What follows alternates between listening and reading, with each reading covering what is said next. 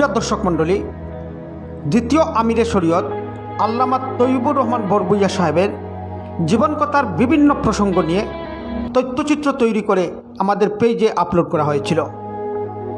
কিন্তু দুর্ভাগ্যবশত ফেসবুকের কোনো একটা নিয়ম মানতে গিয়ে ভিডিওটি ডিলিট করতে হয়, যে ভিডিওটি লক্ষাধিক দর্শকদের দেখা হয়েছিল।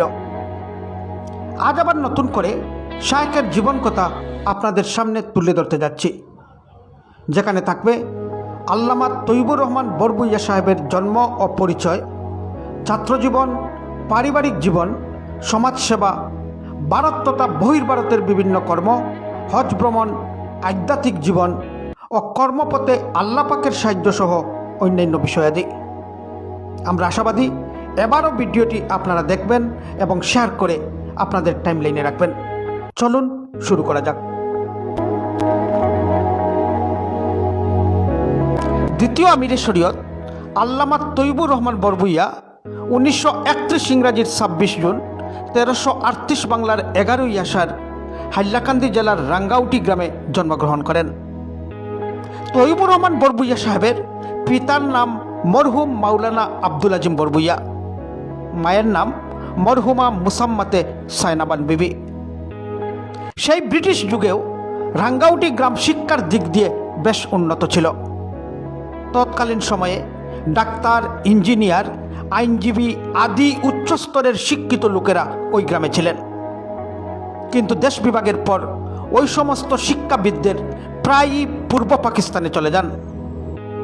রাঙ্গাউটি প্রাথমিক বিদ্যালয় থেকেই শিক্ষার যাত্রা শুরু তৈয়বুর রহমান সাহেবের।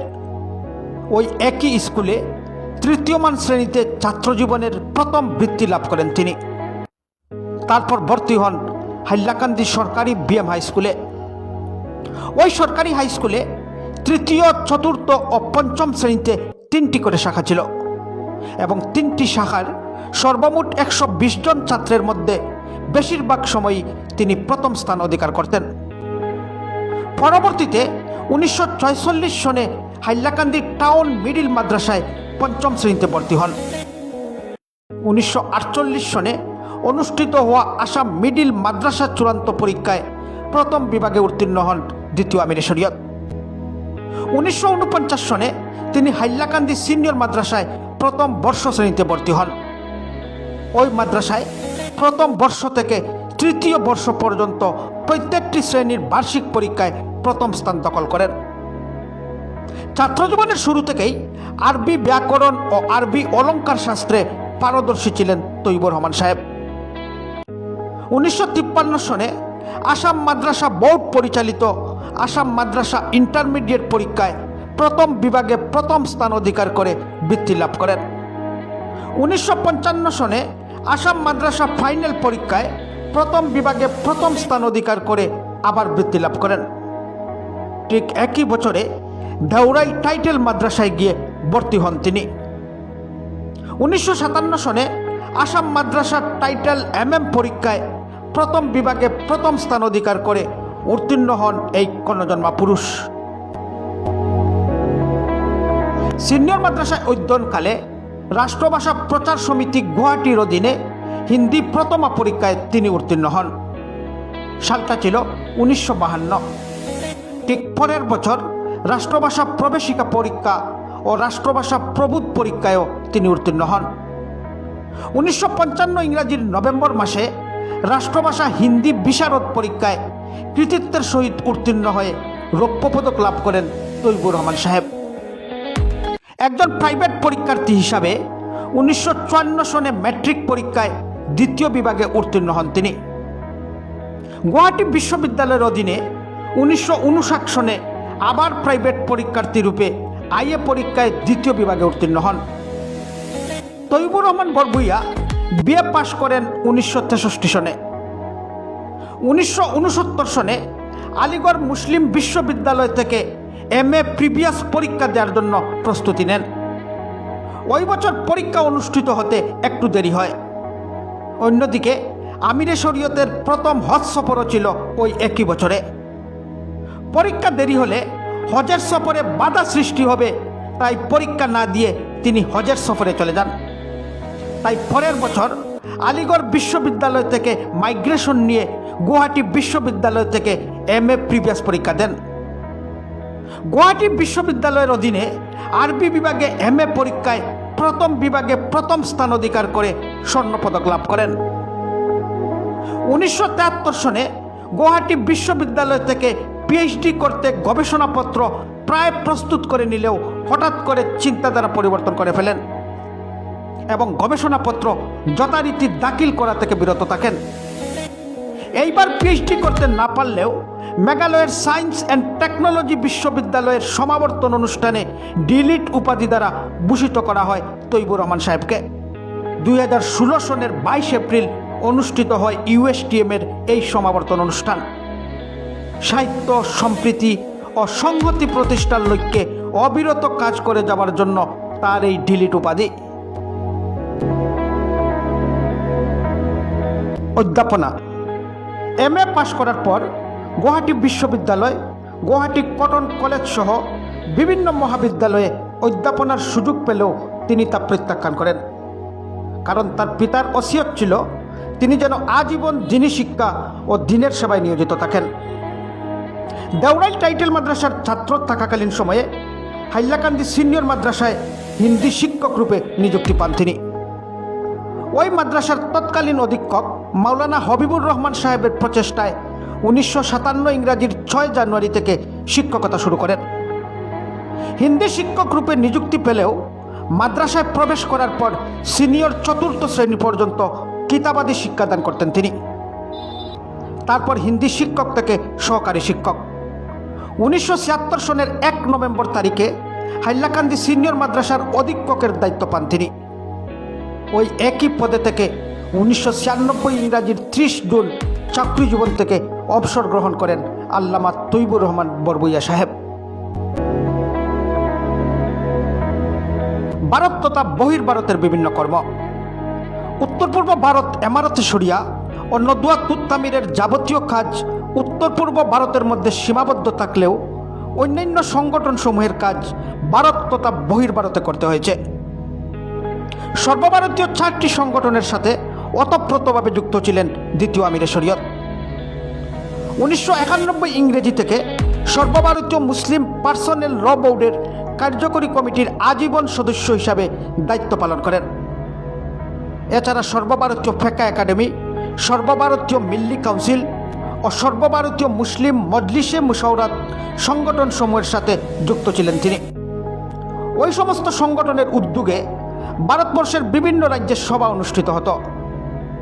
ওই সমস্ত কার্যকরী ও প্রকাশ্য সভায় তিনি আমন্ত্রিত অতিথি হিসেবে উপস্থিত থাকতেন।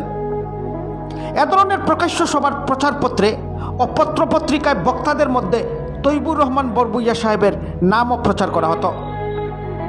বিভিন্ন অধিবেশনে দেওয়া তার বক্তব্য দেশের নামকরা পত্রিকায় প্রকাশিত হয়েছে, যেমন হায়দ্রাবাদ থেকে প্রকাশিত উর্দু দৈনিক মুন্সিব, বেঙ্গালুরু থেকে প্রকাশিত উর্দু দৈনিক সিয়াসত, মুম্বাই থেকে প্রকাশিত উর্দু দৈনিক ইনকালাব ও পাটনা থেকে প্রকাশিত সাপ্তাহিক উর্দু নকিব। এছাড়া আরও জাতীয় খবরের কাগজে দ্বিতীয় আমিরে শরীয়তের বক্তব্য তখন প্রকাশ পায়। হজ ভ্রমণ। আল্লামা তৈবুর রহমান বরবুইয়া সাহেব 1969 সনে প্রথমবারের মতো সমুদ্রপথে হজযাত্রা করেন। একে একে তিনি 8 বার হজ পালন করেন। প্রথম 2 বার জাহাজে হজযাত্রা, বাকি 6 বার তিনি বিমানে যাত্রা করেন। অষ্টম তথা শেষবারের মতো হজযাত্রা করেন 2015 ইংরাজির 7 সেপ্টেম্বর তারিখে। জাহাজে হজকালে তার জন্য একটি স্থান নির্ধারিত করে রাখা হতো, যেখানে তিনি প্রত্যহ নামাজের পর হজের মাসায়েল, ফাজায়েল ও হজযাত্রীদের করণীয় বিষয় নিয়ে তিনি ওয়াজ করতেন। মদিনা শরীফে অবস্থানকালেও মসজিদে নববীতে মাগরিবের নামাজের পর তিনি ওয়াজ করতেন। ঠিক একইভাবে মক্কা শরীফে অবস্থানকালে মসজিদে হারামের দোতলায় তিনি প্রত্যহ আসরের নামাজের পর হজের করণীয় বিষয় নিয়ে ওয়াজ করতেন। হজ পালনের সময় মক্কা, মদিনা বা যাত্রাপথে তৈবুর রহমান সাহেবের উল্লেখযোগ্য অনেক ঘটনা আছে। উত্তর পূর্ব ভারতের হজযাত্রীদের থাকার জন্য মক্কা শরীফ বা হরম শরীফের বিল্ডিংগুলোতে কোনো অসুবিধার সৃষ্টি হলে তার বিহিত ব্যবস্থায় উল্লেখযোগ্য ভূমিকা রাখতেন তিনি। একবার এ ধরনের চরম বিশৃঙ্খলার সৃষ্টি হলে হজযাত্রীদের করুণ অবস্থার কথা জানিয়ে সৌদি আরবের মাননীয় হজ ও ওয়াকফ মন্ত্রীর কাছে লিখিত অভিযোগ দায়ের করেন। তার প্রতিলিপি সৌদি আরবের মাননীয় মালিক ফাহাদ ইবনে আব্দুল আজিজ ও ভারতের তৎকালীন প্রধানমন্ত্রীর কাছেও প্রেরণ করেছিলেন। আধ্যাত্মিক জীবন। আল্লামা তৈবুর রহমান বরবুইয়া সাহেব সিনিয়র মাদ্রাসার ৫ম শ্রেণীর ছাত্র থাকাকালীন পিতা মাওলানা আব্দুল আজিম বরবুইয়ার হাতে প্রথম বয়াত গ্রহণ করেন। পরবর্তীতে পিতার নির্দেশেই ১৯৫৬ ইংরাজির ১৫ মে হযরত শাইখুল ইসলাম হুসাইন আহমদ মদনীর হাতে তরিকতের বয়াত গ্রহণ করেন। কিন্তু ১৯৫৭ ইংরাজির ৫ ডিসেম্বর হযরত শাইখুল ইসলাম মদনীর উপাত হয়। মদনীর উপাতের পর উনারই অন্যতম খলিফা শাইখুল হাদিস মাওলানা আব্দুল জলিল চৌধুরী বদরপুরীর হাতে তসদিতে বয়াত করেন তৈবুর রহমান। তরিকতের পথে চলতে গিয়ে প্রত্যহ শেষ রাতে তাহাজ্জুদের নামাজ শেষে বাড়ির পাশে থাকা মসজিদে গিয়ে বার তসবিহ ৫ আনপাস আদি আদায় করে তারপর ফজরের নামাজ পাঠ করে তিনি বাড়িতে আসতেন। মসজিদে অবস্থানকালে ৫ আনপাস আদায় করার সময় চক্ষু বন্ধ অবস্থায় প্রায়ই তিনি ৬ লতিফা থেকে প্রত্যেক লতিফার জিকির শুনতে পেতেন এবং প্রত্যেক লতিফার মধ্যে তিনি আলো দেখতেন। এমনকি চক্ষু খোলার পরও সেই জিকির তিনি উপলব্ধি করতেন এবং আলো তার দৃষ্টিগোচর হতো। তরিকতের পথে বিচরণকালে প্রায়ই ইলমে তাসাউফের বিভিন্ন রহস্য আমিরে শরীয়তের সামনে উদ্ভাসিত হতো। ১৯৬৩ খ্রিস্টাব্দে চিস্তিয়ায় সাবিরিয়া সিলসিলা তরিকার ইজাজত তৈবুর রহমান সাহেবের হাতে অর্পণ করেন মাওলানা আব্দুল জলিল চৌধুরী। ১৯৮৯ ইংরাজির ১৯ ডিসেম্বর হযরত শায়েখ বদরপুরীর উপাত হয়। বদরপুরীর উপাতের পর তৈবুর রহমান সাহেব যথারীতি বয়াত গ্রহণ করতে আরম্ভ করেন। ২০১৭ ইংরাজির রমজান মাস পর্যন্ত উত্তর পূর্ব ভারতসহ বাংলাদেশের বিভিন্ন জেলা মিলে কমপক্ষে ৭ লক্ষ মানুষ তৈবুর রহমান সাহেবের হাতে বয়াত করে তরিকতের পথে বিচরণ করেন। তখন থেকেই সালিকিনের তরবিয়ত দিতে হযরত বদরপুরীর প্রতিষ্ঠিত আলাকুলিপুর খানকা যথারীতি পরিচালনা করতেন দ্বিতীয় আমিরে শরীয়ত। আলাকুলিপুরের খানকা ছাড়াও পরবর্তীতে অসংখ্য মসজিদে খানকায়ের ব্যবস্থা করেন তৈবুর রহমান সাহেব। এর মধ্যে ডবকার নতুন বাজার মসজিদ, নোয়াগাঁও জেলার জাজুরি জামে মসজিদ, লক্ষ্মীপুর জেলার ফতেহপুর মসজিদ, গুয়াহাটি ইসলামপুর জামে মসজিদ, শিবসাগর জেলার সন্তক জামে মসজিদ, গুয়াহাটি হাতিগাঁও জামে মসজিদ, ত্রিপুরার টিলাবাজার জামে মসজিদ, বাংলাদেশের রানাপিং মসজিদ, বাংলাদেশ জকিগঞ্জের জামিয়া ইসলামিয়া মসজিদ, বাংলাদেশ সিলেট শহরের দারুস সালাম কাস্তবীর জামে মসজিদ, বাংলাদেশের বিয়ানীবাজার সুফাতুল্লা জামে মসজিদ, রাতাবাড়ির কাজিরবাজার জামে মসজিদ, রাঙ্গাউটি খানকা মসজিদ সহ আরও অসংখ্য মসজিদে খানকা পরিচালনা করেন তৈবুর রহমান সাহেব। যারা তার হাতে বয়াত নিয়েছেন তাদেরকে তরিকতের পথে এগিয়ে নিয়ে যাওয়ার উদ্দেশ্যে রিয়াজত মুজাহাদা ও সবক প্রশিক্ষণ দেওয়াই ছিল খানকাহের মূল লক্ষ্য। মাদ্রাসা প্রতিষ্ঠা। ১৯৭৬ সালে যখন সরকার কর্তৃক সিনিয়র মাদ্রাসাগুলোর কোর্স কারিকুলাম বা সিলেবাস বদল করা হয়, তখন থেকেই কওমি মাদ্রাসা প্রতিষ্ঠার পরিকল্পনা করেন তৈবুর রহমান সাহেব। ১৯৯৬ সালে প্রথম মাদ্রাসা দারুল কুরআন হাফিজিয়া প্রতিষ্ঠা করেন। একসময় মাদ্রাসা প্রতিষ্ঠার পরিকল্পনা বৃহৎ করতে গিয়ে রাঙ্গাউটি গ্রামে জামিয়া ইসলামিয়া তৈবিয়া মাদ্রাসা প্রতিষ্ঠা করেন। ২০০৬ সালে মাদ্রাসার বিল্ডিংয়ের কাজ শুরু করা হয়। সময় ব্যয় না করে ২০০৬ সাল থেকেই মাদ্রাসায় পাঠদান শুরু করেন। একসময় প্রথম মাদ্রাসা দারুল কুরআন হাফিজিয়া মাদ্রাসাকে জামিয়া ইসলামিয়া তৈবিয়া মাদ্রাসার সাথে সংযুক্ত করা হয়। বর্তমানে ওই মাদ্রাসায় 2 শাখা মিলে 400-র অধিক ছাত্ররা পড়াশোনা করছেন। প্রাইমারি স্কুল থেকে শুরু করে জীবনের শেষ সময় অবধি অসংখ্যবার বিভিন্ন পুরস্কারে পুরস্কৃত করা হয়েছে তৈবুর রহমান সাহেবকে। বৃত্তি থেকে শুরু করে রৌপ্য পদক, স্বর্ণপদক, এমনকি জাতীয় পুরস্কারে ভূষিত হয়েছেন তিনি। শিক্ষাক্ষেত্রে বিশেষ অবদান রাখার স্বীকৃতিস্বরূপ 1988 ইংরাজির 5 সেপ্টেম্বর তৎকালীন রাষ্ট্রপতি আর ভেঙ্কটরমন তৈবুর রহমান সাহেবের হাতে জাতীয় পুরস্কার তুলে দেন। আসামের একজন উত্তম শিক্ষক হওয়ার স্বীকৃতিস্বরূপ কেন্দ্রীয় সরকারের আইন মন্ত্রণালয়ের অধীনস্থ সেন্ট্রাল ওয়াকফ কাউন্সিল 1982 সালে তৈবুর রহমান সাহেবকে পুরস্কৃত করে। তাছাড়া বিভিন্ন স্বেচ্ছাসেবী সংগঠন, রাজনৈতিক ও অরাজনৈতিক সংগঠনগুলোর পক্ষ থেকেও বিভিন্ন সময়ে অসংখ্যবার পুরস্কৃত করা হয়েছে দ্বিতীয় আমিরে শরীয়তকে। আল্লামা তৈবুর রহমান বরভুইয়া 2016 ইংরাজির মে মাসে স্ট্রোক ব্যারামে আক্রান্ত হন। চিকিৎসার জন্য প্রথমে হাইলাকান্দি হাসপাতাল, তারপর শিলচর মেডিকেল এবং সেখান থেকে ডাক্তারদের পরামর্শ নিয়ে শিলং নিগ্রিমস হাসপাতালে চিকিৎসা করাতে যান।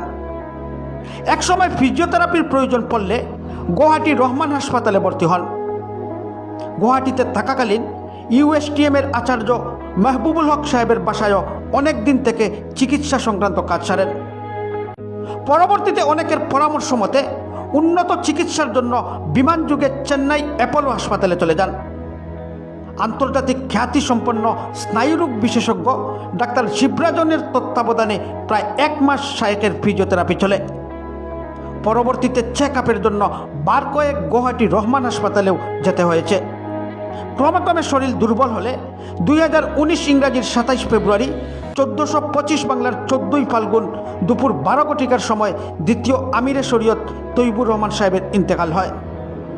পরের দিন তার বাড়ির পূর্বে থাকা বিশাল মাঠে 5 লাখেরও অধিক মানুষের উপস্থিতিতে জানাজার নামাজ অনুষ্ঠিত হয়।